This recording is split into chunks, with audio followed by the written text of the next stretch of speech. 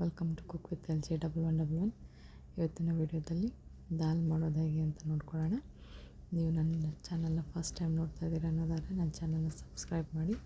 ನೋಡಿ, ಈಗ ಒಂದು ಕುಕ್ಕರ್ ಇಟ್ಟು ಅದರಲ್ಲಿ ಎಣ್ಣೆ ಇಟ್ಟಿದ್ದೀನಿ. ಎಣ್ಣೆ ಕಾದ ನಂತರ ಅದಕ್ಕೆ ಸಾಸಿವೆ ಜೀರಿಗೆನ ಹಾಕ್ತಾಯಿದ್ದೀನಿ. ಸಾಸಿವೆ ಜೀರಿಗೆ ಚಿಟ್ಲಿದ ತಕ್ಷಣ ನಾನು ಇದಕ್ಕೆ ಕರ್ಬೇವಿನ ಸೊಪ್ಪನ್ನ ಹಾಕ್ತಾಯಿದ್ದೀನಿ.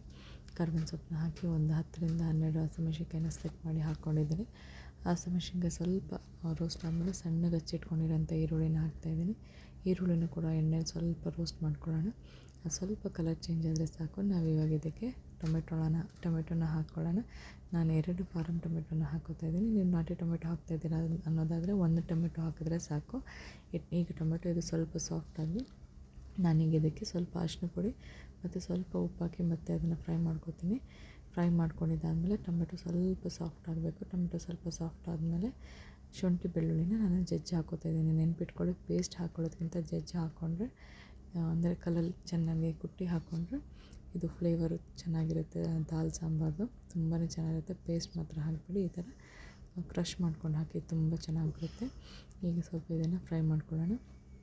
ಫ್ರೈ ಮಾಡಿಕೊಂಡು ನಾನು ಇದಕ್ಕೆ 1 ಕಪ್ ಮೈಸೂರು ಬೇಳೆ ಮತ್ತು 1 ಕಪ್ ತೊಗರಿಬೇಳೆನ ವಾಶ್ ಮಾಡಿಟ್ಕೊಂಡಿದ್ದೀನಿ. ಅದನ್ನು ಹಾಕ್ಕೋತಾಯಿದ್ದೀನಿ. ವಾಶ್ ಮಾಡಿ ಒಂದು 5-10 ನಿಮಿಷ ನೆನೆಸಿದ್ದೀನಿ. ಅದನ್ನು ಹಾಕ್ಕೊಂಡು ಚೆನ್ನಾಗಿ ಮಿಕ್ಸ್ ಮಾಡಿ ಒಂದು ನೀರ ಕನ್ಸಿಸ್ಟೆನ್ಸಿ ನೋಡ್ಕೊಂಡು ಅಡ್ಜಸ್ಟ್ ಮಾಡ್ಕೊಂಡು 3ರಿಂದ 4 ವಿಷಿಲ್ ತಕ್ಕೊಳ್ಳಿ. 3ರಿಂದ 4 ವಿಷಿಲ್ ಆದಮೇಲೆ ಅದರಲ್ಲಿ ಏನು ಎಕ್ಸಸ್ ನೀರು ಇರುತ್ತಲ್ಲ ಅದನ್ನೆಲ್ಲ ಬಗ್ಗಿಸ್ಕೊಂಡು ಮ್ಯಾಶರ್ ಹೆಲ್ಪ್ನಿಂದ ನಾನು ಇದನ್ನು ಮ್ಯಾಶ್ ಮಾಡ್ಕೋತಾಯಿದ್ದೀನಿ. ಮ್ಯಾಶ್ ಮಾಡ್ಕೊಂಡಿದ್ದಾದಮೇಲೆ ನಾನು ಇದಕ್ಕೆ ಸ್ವಲ್ಪ ಧನಿಯಾ, ಸ್ವಲ್ಪ ಜೀರಿಗೆ ಪುಡಿ ಮತ್ತು ಸ್ವಲ್ಪ ಖಾರ ಪುಡಿ ಹಾಕಿ ಮತ್ತು ಅದನ್ನು ಚೆನ್ನಾಗಿ ಮ್ಯಾಶ್ ಮಾಡ್ಕೋತಾಯಿದ್ದೀನಿ. ಮ್ಯಾಶ್ ಮಾಡಿಕೊಂಡು ನೀವು ನಿಮ್ಮ ಮನೇಲಿ ಸಾರು ಏನು ಅದಕ್ಕೆ ತಿಂತೀರೋ ಕನ್ಸಿಸ್ಟೆನ್ಸಿ ಅದನ್ನು ನೋಡಿಕೊಂಡು ಅಡಿಷ್ನಲ್ ನೀರು ಆ್ಯಡ್ ಮಾಡ್ಕೋಬೋದು. ಬೇಳೆ ಬಗ್ಸಿರೋ ನೀರು ಜೊತೆಗೆ ಆ್ಯಡ್ ಮಾಡಿಕೊಂಡು ಇದನ್ನು ಸೈಡಿಗೆ ಇಟ್ಕೊಳ್ಳೋಣ.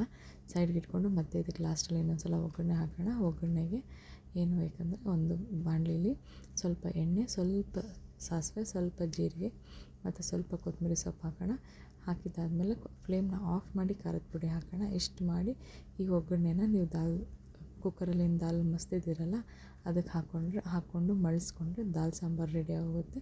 ನೀವು ನನ್ನ ಚಾನಲ್ನ ಫಸ್ಟ್ ಟೈಮ್ ನೋಡ್ತಾ ಇರೋದಾದರೆ ದಯವಿಟ್ಟು ನನ್ನ ಚಾನಲ್ನ ಸಬ್ಸ್ಕ್ರೈಬ್ ಮಾಡಿ. ಹಾಗೆ ನನ್ನ ವೀಡಿಯೋಸ್ ಇಷ್ಟ ಆದರೆ ಲೈಕ್ ಮತ್ತು ಶೇರ್ ಮಾಡಿ. ಕಮೆಂಟ್ ಬಾಕ್ಸ್ನಲ್ಲಿ ಕಮೆಂಟ್ ಮಾಡಿ. ಟೇಸ್ಟ್ ಹೇಗಿತ್ತು ಅನ್ನೋದ್ರ ಕೂಡ ಕಮೆಂಟ್ ಮಾಡ್ಬೋದು. ಕಮೆಂಟ್ ಬಾಕ್ಸ್ನಲ್ಲಿ ಕಮೆಂಟ್ ಮಾಡಿ. Thank you. ನೋಡಿ, ಘಮ ಘಮ ಅಂತಿದೆ.